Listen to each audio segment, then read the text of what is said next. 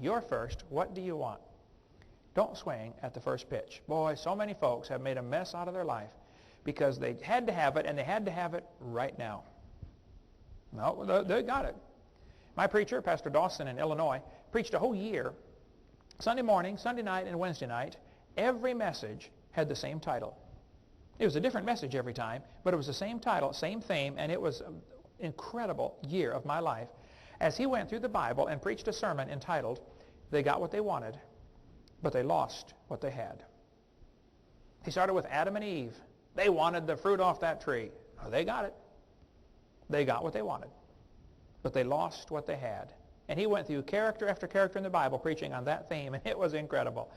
Man, by the end of that year, I was ready to crawl under the dirt. Lord, would you please help me to seek your will and nothing else? So how do you know God's will anyway?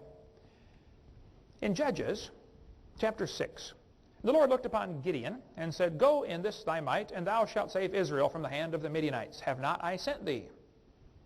And he said unto him, O my Lord, wherewith shall I save Israel? Behold, my family is poor in Manasseh, and I am the least in my father's house. And the Lord said unto him, Surely I will be with thee, and thou shalt smite the Midianites as one man.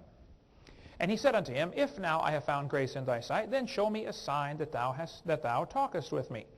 And Gideon said unto God, If thou wilt save Israel by mine hand, as thou hast said, behold, I will put a fleece of wool in the floor. And if the dew be on the fleece only, and it be dry upon the earth beside, then I shall know that thou wilt save Israel by mine hand, as thou hast said. You all know the story, how Gideon put out the fleece. He said, Lord, if it's really your will for me to do this, I'm going to put this fleece out, and I want the fleece to be dry and the floor to be wet. And so it happened. The next day he said, well, Lord, I'm not sure that's it. This time I want the fleece to be wet and the floor to be dry. Putting out a fleece is not how you tell God's will. That's how you show your doubt. God already told him what to do. There wasn't a question. God said, go do this. And he put out a fleece. I see Christians all the time that get in trouble because they want to put out a fleece before God. We had students when I was in Bible college. They were deciding whether they should drop out of school or not.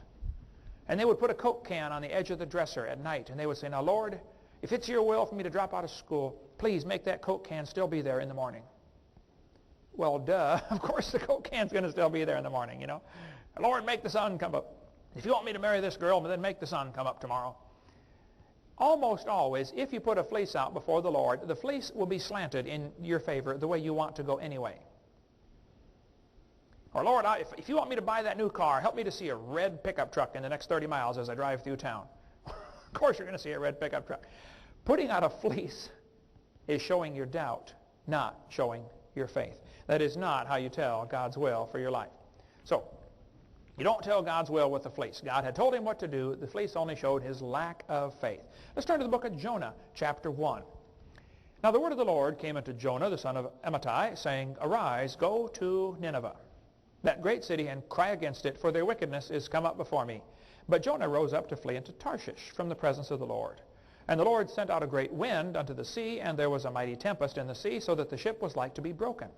Then the mariners were afraid, and cried every man unto his God, and cast forth the wares that were in the ship into the sea to lighten it of them. But Jonah was gone down into the sides of the ship, and he lay and was fast asleep. Here we are in the middle of a storm. Jonah is running from God's will, and he is sound asleep. You don't tell God's will by saying, I have peace about it. I see an awful lot of people make dumb decisions. People will say, well, I left my wife and I have peace about it. That was the right thing to do. Or I quit my job, or I did whatever, okay? Having peace about it is not how you tell God's will. Jonah had perfect peace. He's sound asleep in the bottom of the ship in the middle of a storm.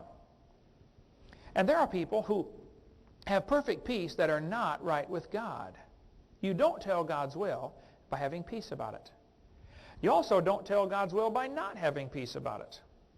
Sometimes everything's going wrong, and you are right smack dab in the center of God's will. In Acts chapter 1, verse number 8, Ye shall receive power after that the Holy Ghost is come upon you, and ye shall be witnesses unto me, both in Jerusalem and in all Judea and in Samaria and unto the uttermost part of the earth. That's God's will, to be witnesses. God said, I want you to go witness. So guess what? The disciples went and witnessed to everybody. And here they are in Acts chapter 5, and they're getting beat up. They are not having peace.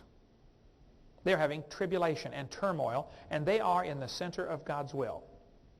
So don't tell me you know God's will because you have peace about it. That is not how you tell. And if everything is going wrong, that does not mean you're out of God's will. You might be right smack dab in the center of God's will, and you might get burned at the stake, like many Christians have down through history.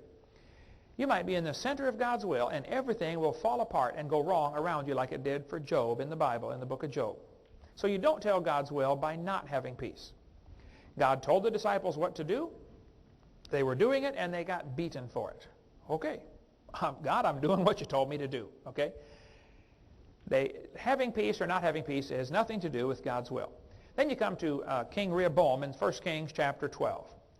And the king consulted with the old men that stood before Solomon his father while he yet lived. Here's the story. Solomon had died. Rehoboam is going to take over the kingdom, and he's going to be the king of Israel.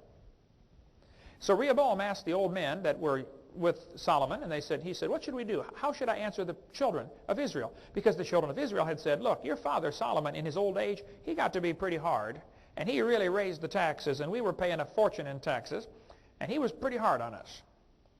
We will follow you, and you can be the king if you lighten up a little bit. It's just getting pretty rough around here. Here we're paying all this money to pay for your exorbitant lifestyle, and we're just a little sick of it. You lighten up, we'll follow you. So Rehoboam asked the old man, he said, fellas, what should I do? How do you advise me? Should I listen to this people? And they said, if thou wilt be a servant unto this people this day, and wilt serve them, and answer them, and speak good words unto them, then they will be thy servants forever. But he forsook the counsel of the old men, which they had given him, and consulted with the young men that were grown up with him. He got all the young men his age and said, hey, what's your advice? What do you think I ought to do? And they said, you ought to really make the taxes even higher. You tell those folks, you're going to really make it rough on them. And so Rehoboam did, and the people said, well, then forget it. We quit. We're no longer your subjects. And they split the kingdom, and it was split for many centuries after that, because Rehoboam did not listen to the advice of the old men. You don't tell God's will by asking advice from your friends. How many kids have gotten in trouble because they went to gather their friends together and said, what do you think I ought to do in this case? Now, I'm not against seeking advice. I do it all the time, okay? But that's not how you determine God's will. You don't tell God's will by what your friends think. Because almost always you will ask advice of somebody who you know they're going to give you the answer you want. You've already decided what you want to hear, and so you seek out those friends. If some woman is thinking about leaving her husband, she will go talk to her friends who left their husband and say, what do you think I should do in this case? Well, guess what advice you're going to get? Okay. You don't tell God's will by asking advice from your friends. God had told Rehoboam what to do. He didn't do it. Your friends may be wrong, especially if you're asking friends the same age as you. They don't know much more than you do. Get somebody who's older and wiser. Ask them what to do. When we were living in Texas, we were praying long and hard about what to do. I had an offer to go teach in California, and it seemed like God's will, but I just didn't know. So I asked a wise old man. Dr. Johnny Pope is a pastor in Houston, Texas area. His dad, Julian Pope, taught there in our school in Texas. I said, Dr. Pope, how do you know God's will for your life? And we talked for a long time, how to know God's will. His answer was so simple at first. He said, well, Kent, that's easy. Knowing God's will is very easy. I said, really? I'm going to get my pen and write this down. How do you know God's will? He said, well, you find a need and you fill it. He said, what does the world need? Do we need more carpenters? Do we need more mechanics? Do we need more, plumbers? What do we need? What does the world need right now? What's the greatest need you see? He said, don't tell me what it is. Go home and think about it. And if you think that's the greatest need, go fix it.